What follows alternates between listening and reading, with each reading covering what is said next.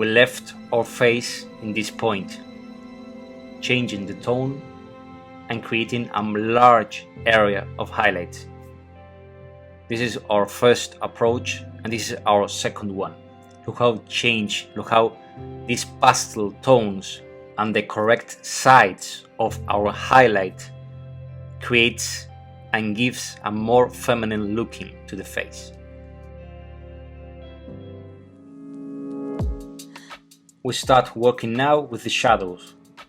We paint below the jaw, creating a line with this type of purplish dark tone, and we try to make the silhouette of the jaw and also the mouth. This is really easy and really interesting because you can play with the expression of the mouth, giving it a little smile or other expressions you want.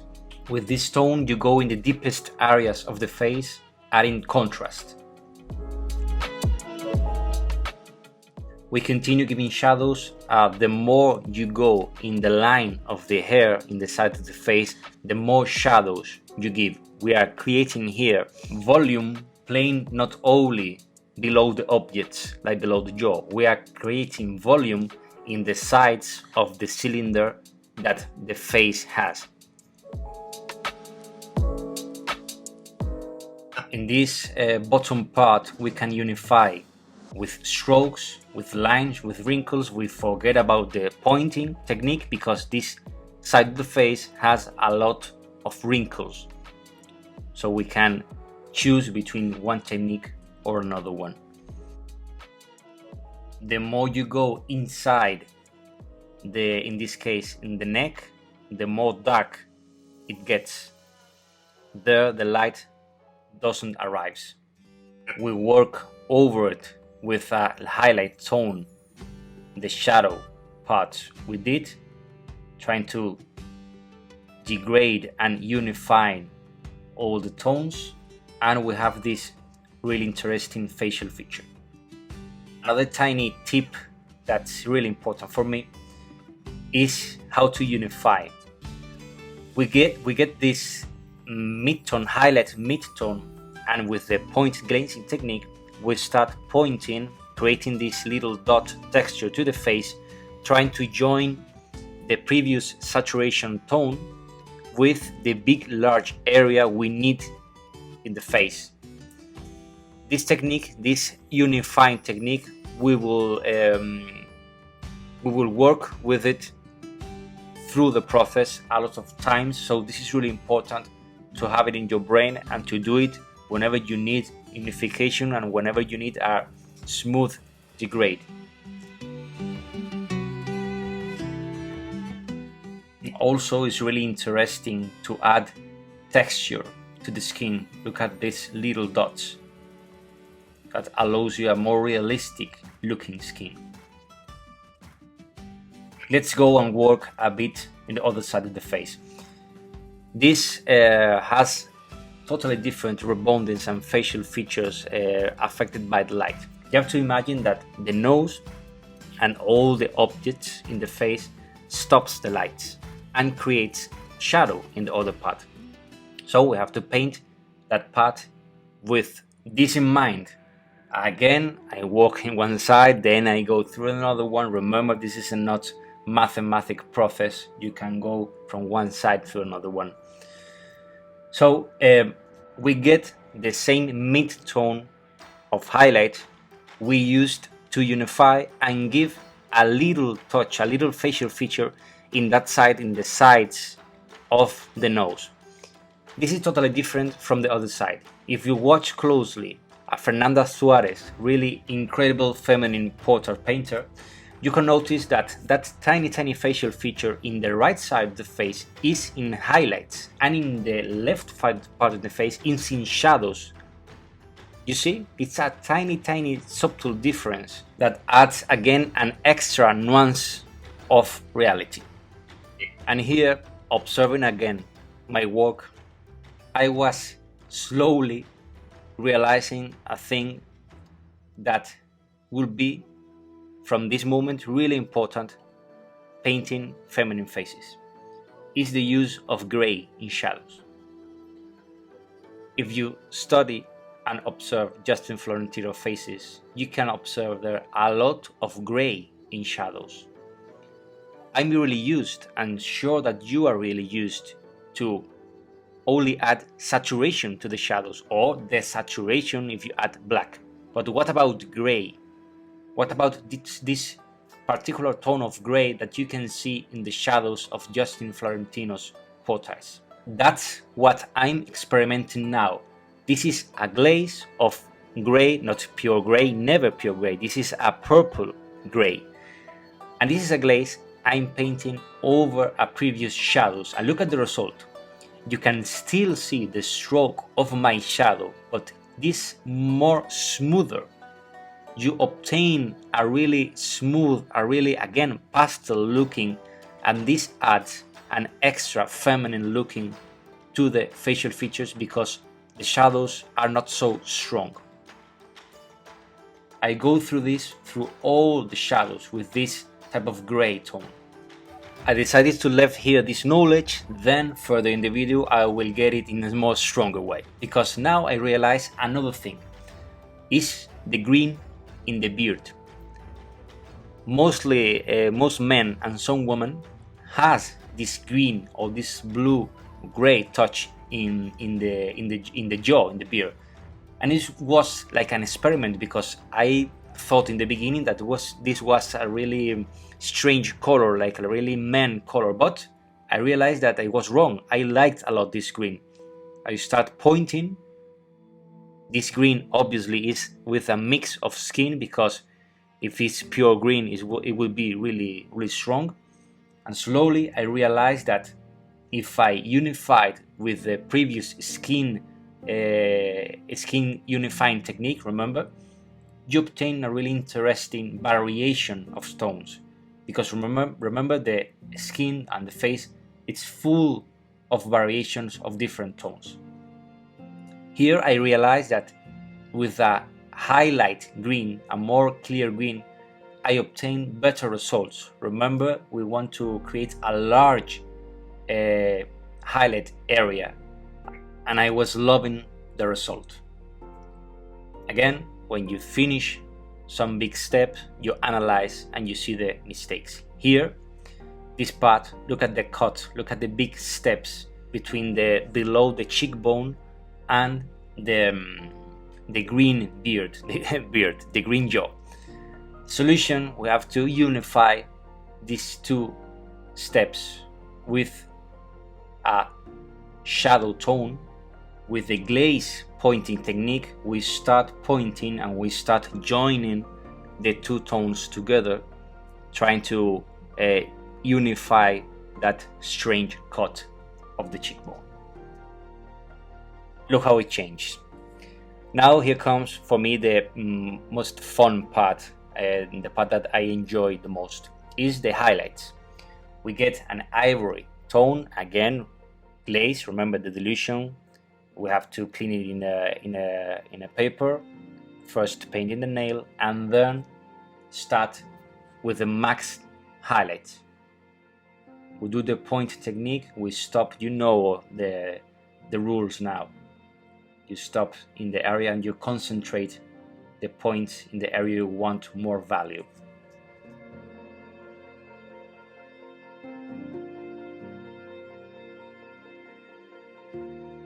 When it dries, we overlap again and it gains more value.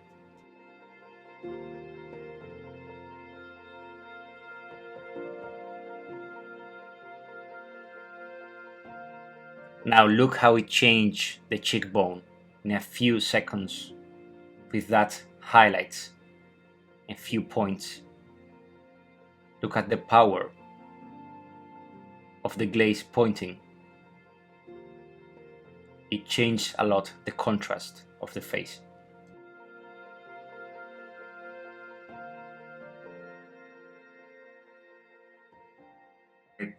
We get again more paint, more pigment.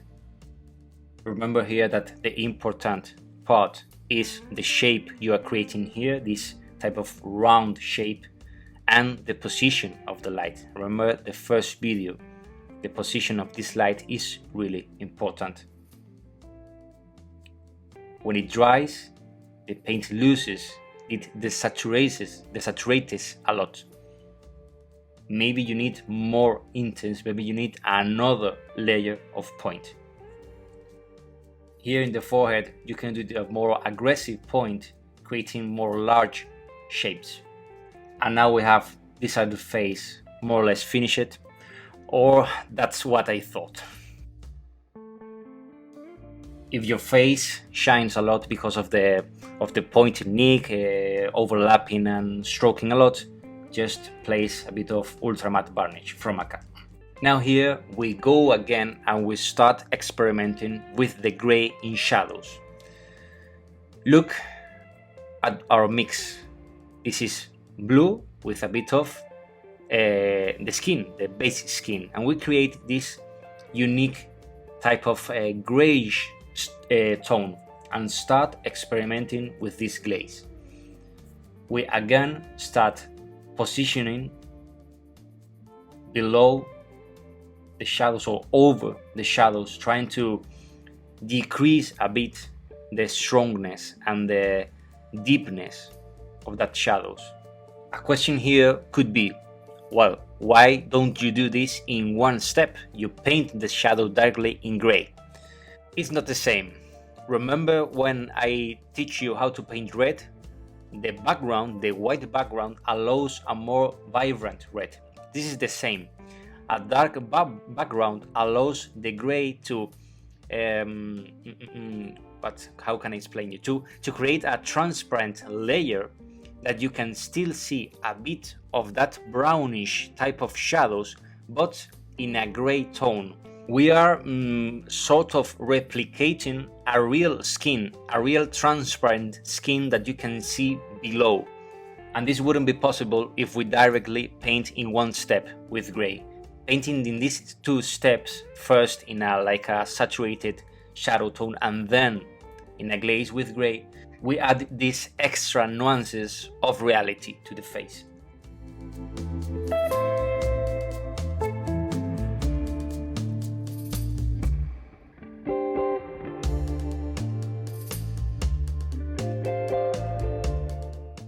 This is like when I explain metal. When I explain metal, sometimes I stop and I unify by brush or by airbrush with a clear color.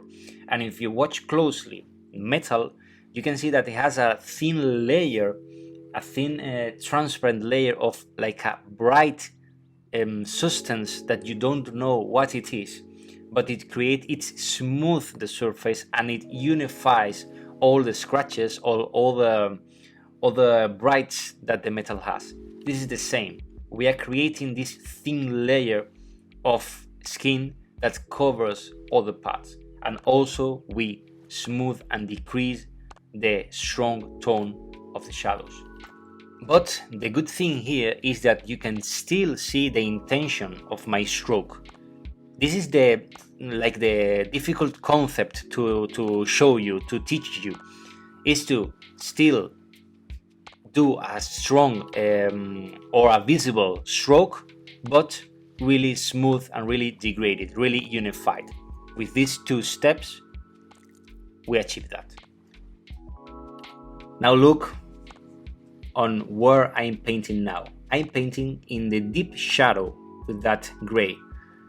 This, when it dries, remember that when paint dries, it decreases a lot the value on the tone, will join that area, will join the max shadow area, and again smooth the face and do it in a more feminine, a more woman, smooth and pastel looking.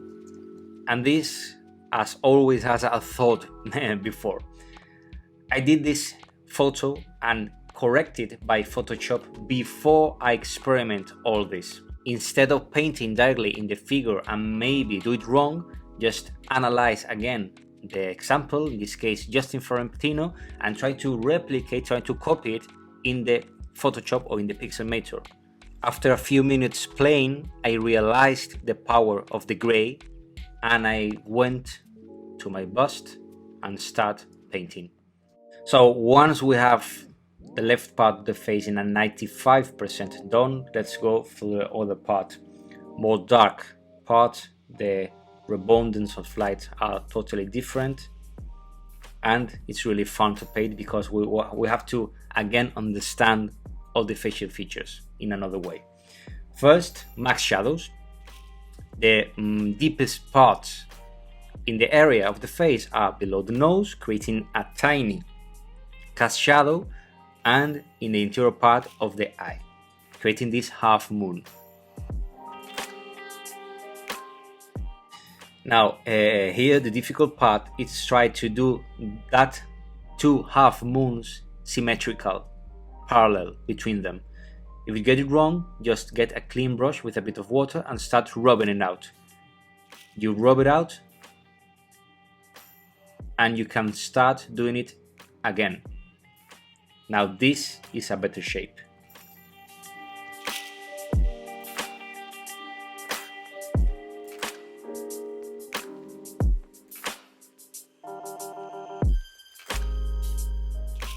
Here I decided to give more intense, more contrast to the division between the two sources of light, pointing a bit maybe too aggressive, but this is my nature. I can't do anything about it. Here again we get a bit more of highlight in the tone and paint that tiny facial feature. Just try to don't do it so long, so large, because the larger you do the expressions of the face, the more old you give looking to the woman, and the less feminine looking you give it to her. You do the same with the highlights in that side of the eye. And now here I'm observing and I'm thinking, well, the two max value points of highlights are this part, interior part of the eye, and the highlights that we painted before in the sides of the mouth.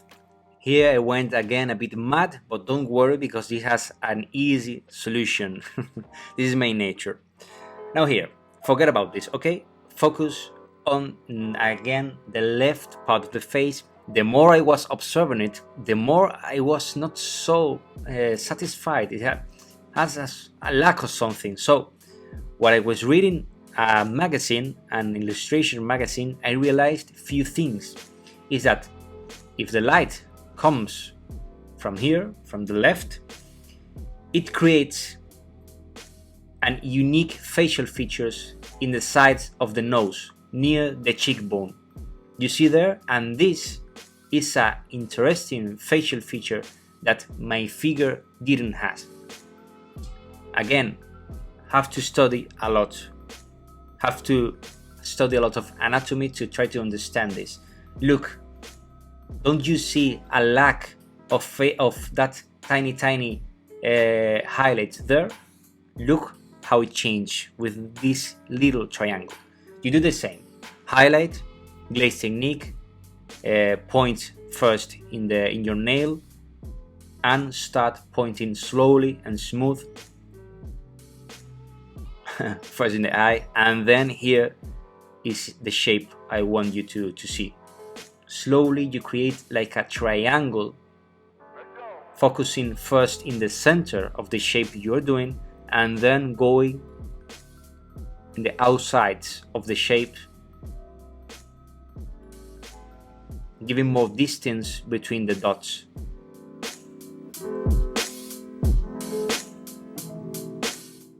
We dried with the hairdryer, and we again focus in the same area, overlapping rule. Remember, here the important things are the shape you are creating now and the position.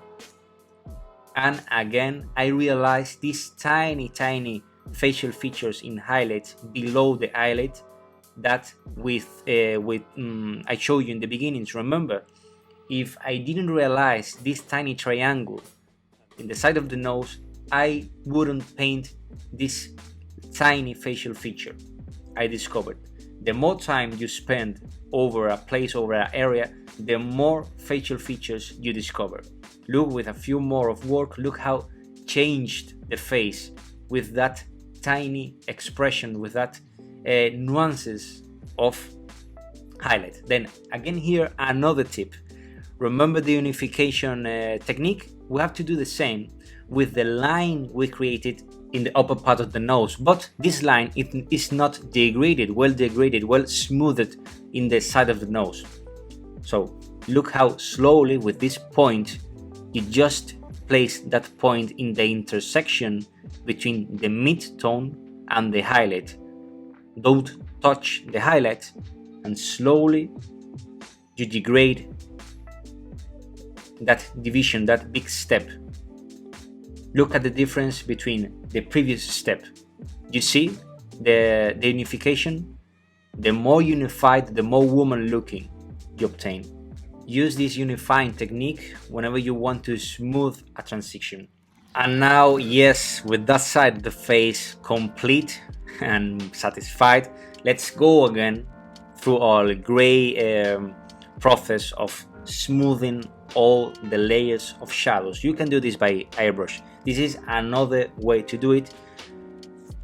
Clue here, this is dirty water, really a subtle glaze dilution with a really tiny touch of gray with a little skin tone, and slowly we began covering all the shadows that was maybe too strong. Look, you can still see the stroke, the intention of the shadows, but it's smoother now. You can see this pastel type of looking, this thin layer of skin, translucent skin.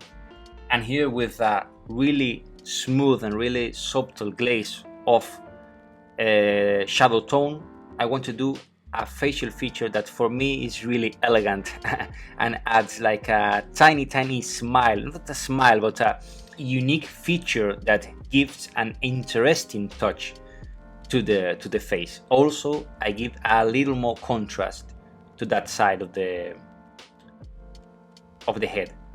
Again, I can do it a bit stronger, but look, if you do it too strong, you will need to unify again. So here the clue is to get a wash and to dry really well the brush. Now we can unify a bit with the airbrush with the same technique than before, and get advantage that we are working with the airbrush and give a warm touch to that part of the face. We use orangey tones to give shadows to the cheekbones, and we have both sides nearly done.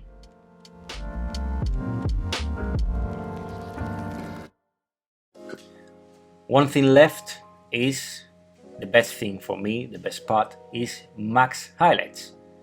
You start the same technique, pointed technique, over the cheekbone, and respecting the source and the angle of the light that's totally different than in the other side. Look at the silhouette it created when you place the figure in a black background. You see, in the side of the face, you can see the warm interaction of the light with the face.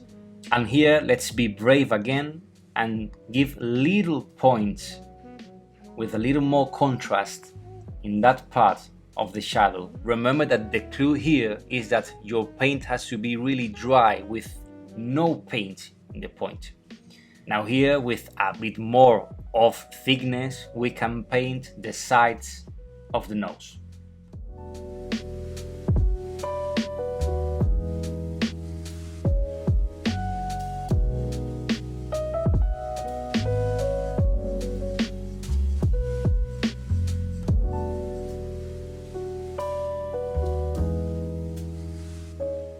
And now here, to end this project, we give a glaze in greenish tones. Remember, green mixed with skin to the jaw.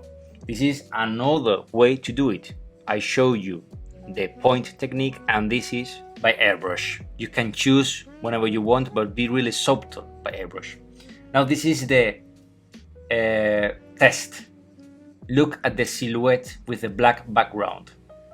you can see the secondary light. When you take the pictures, it's better to do it with a black background if your silhouette is in clear colors. This adds this pop out, these volumes. And this is the principal difference.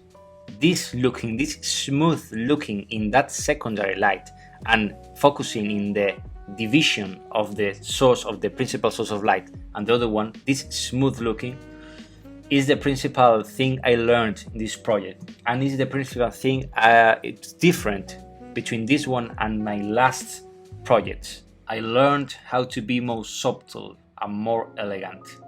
Once we do a big step, we stop, we analyze, we observe. Do you see something wrong? For me, it needs a bit of contrast in some deep areas, like here in the nose. Look how it changed with that little touch of contrast. Below the eye, being completely different from the other side. Also, the projected shadow of the nose. Here, what I'm trying to represent, what I'm trying to say to the viewer is that, hey, this is a feminine face. This is a type of plain face, smooth face, but with intention. But in some parts that I decide, I want to add dramatism. I want to add deep shadow and strong shadows. And I'm also subtle, deciding in which areas I place these strong shadows, only in a few ones. This is an exception of what I was doing in the whole process. That's the opposite.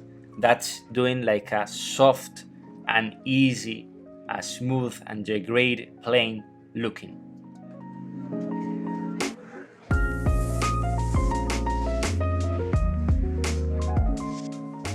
We painted the hair because the color of the whole face changes when it's surrounded with another tone. But first, here is another facial feature that is really important. This tiny line, I do it in a more diagonal way, that when you compare it to the first approach, you can see the difference. The difference is out there. I do it in a more large shape. Remember that the more important part while you place light is the shape and the position. Look, this little detail changed the expression. A few wrinkles in the neck, and for me, the skin of the face is finished. It's been a long process, a long experience, and mistakes, and a lot of correcting, a lot of learning new things, but for me that's worth it. I learned a lot about how and when to be aggressive. Hope this all gets you and start experimenting. In the next video I will show you how to paint the makeup and the expression of the eyes. For me, here is the soul of the emotions of the bust.